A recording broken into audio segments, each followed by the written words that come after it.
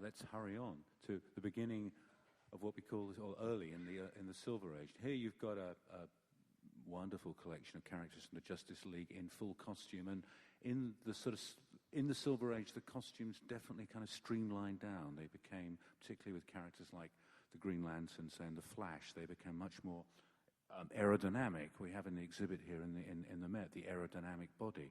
This was an era now where manned spaceflight is coming up, where jets are streaking through the sky at Mach 2, Mach 3.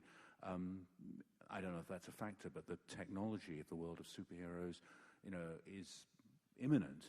And we've got things like the Cold War. We've got coming up in '62 the Cuban Missile Crisis. We've got vast events which, in their own way, are on the same sort of scale as the issues which the superheroes deal with. And my feeling is that the costumes kind of changed because they were expressing a different era. But I'd be interested to know Paul and Danny's take on that. There's always elements of the Gestalt coming together. In this case, this is covers by Murphy Anderson, who made his reputation originally on Buck Rogers, and certainly was very much influenced by the whole science fiction art, the pulp magazine covers. So it all comes together. And then very explicitly, as we move into the Marvel part of the Silver Age. Right. Paul, has DC ever made that chess set? No, we've had a couple of chess sets, but nothing that cool, unfortunately. I would buy that. I'd buy it, yeah. Yeah. Here we have the completely first, really, unless I'm wrong, but successful, completely technological superhero, Iron Man. The suit he wears is his powers, and this is the very first iteration of his suit, which is created in the original story when he's a prisoner and he's gone to Vietnam and he's captured. And then very rapidly, in the space of about a year or less, we move from the grey armor. I'll just flip through. In one issue. Yeah.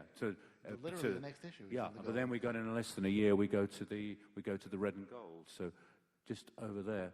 But I know, Paul, you particularly wanted to discuss what's going on in this rapid iteration of the costume.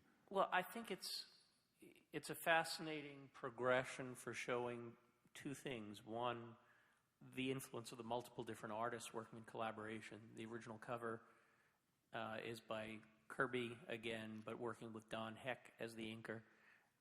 Don having drawn the interior work and fleshed out the costume. Then you go through Heck, and then onward, the red and gold costume is Steve Ditko, the artist who designed Spider-Man. And each of them probably playing something into it and affecting it out of their style. But that also emphasizes the kind of lack of consideration. We're just making this up as we're going along, particularly in that period. Oh, okay, it was gray, but, wouldn't it be cooler if we colored it gold? That's nice, but what's an excuse for throwing some red in it? Steve, can you change something around there? And part of the magic of comics on their good day is that kind of improvisational feeling. And I'd just like to skip back to the third one, where he's still in his gold armor, where you've got the Russian-Soviet supervillain, the Crimson Dynamo, on the left-hand side of the image, which is an example, again, isn't it, of the powers of the villain, the arch-enemy, if you will, of the superhero, mirroring. So we have Iron Man. We're not going to have a villain. He fought against the Mandarin, who had all sorts of different powers. We're going to have a villain whose powers and costume are an opposite. They reflect from the other side of the moral opposite divide. And greater. Yeah. They always have to be greater. Yeah. We all like Jack the Giant Killer. And red, so we can tell them apart and a little bit different. But this mirroring we're going to see over and over again as we go through. Okay. We go on. We are now getting into the world of the movies. It's getting more plausible. The current Robert Downey Jr. film, more plausible, more technological, kind of, can I say, more heavy duty to make us believe it would actually work. Well, and I think to your earlier point about the changing understanding of technology, one of the major innovations of the movie was to come up with that whole palladium arc reactor nonsense, which was very cool. And finally explain why the hell there was a circle on his chest, which exists from that very first drawing and was used as a spotlight once or twice, but never really meant anything. Yeah. And suddenly, whether it was the writer on the film or the costume designer or the director, whoever was working in the collaborative fashion says, well, no, we can use that. And it suddenly becomes theme to all of it. And 45, 46 years into the character's development, a fundamental physical costuming facet becomes a fundamental story facet in a way that it wasn't before. It makes it very sort of visceral in the movie, doesn't it? When the hand reaches in and touches it gives me goosebumps, that bit of the movie. But it grounds the character in a way, as you're saying, it's never been grounded before in this dichotomy between this physical weakness and the armored strength on the outside, which is a very powerful, dramatic conceit. I think the fact that what in effect is his insignia has always been, just about above his heart, which is his Achilles heel and which is the heart of the character. I mean, it wasn't stated directly until the movie, but it was always subtly there. For me, that was a big part of the appeal of the character. My father had a heart condition, so it was like a character with a heart condition. Yeah, I can understand that. And I think it was neat that they finally brought that full circle, so to speak, and gave it a reason for being. Spider-Man, we were talking about earlier, and a mirroring concept here again. We've got one of his arch villains, Dr. Octopus, with his multi-arms. Spiders have many arms. This is Spider-Man, Amazing Spider-Man 3 from the Ditko period. Then we move on. Again, something Paul and I discussed when I was in London before I came over here.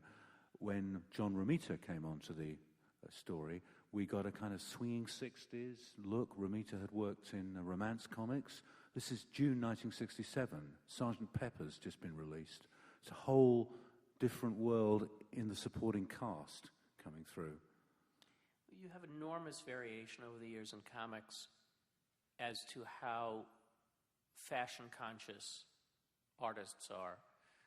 Many of the great comic book artists could build incredible fantasy worlds in their head, very, very consistent, but clearly didn't spend much time walking down the streets looking at people as the years went by. Part of that is because working as a comic book artist, particularly in those years, you kind of maximized your income by being locked in a room by yourself, just hunched over the drawing board. Guys like Kirby would work 12, 14 hours every single day. Romita, whether because of the romance comics or because of the particular way that John's mind works, was always both very in touch with the fashions people wore and the physicality of their motion. He's legendary as one of the best artists at the acting of the characters. They were paying them more in the 60s. They had more time off to go and see what was going on out in the streets. Not a lot, but I think John may have been sneaking out. We had to commute in. Sorry, you want me to stay on that one, Danny? I think at the same time, if you go back to that for a second, the same time that the Marvel bullpen was doing this, they were putting out a comic literally called Millie the Model, and Stan Lee wrote them both, and if you know anything about Stan, you know he put the same amount of work and energy into Millie the Model, where they solicited designs from the readers,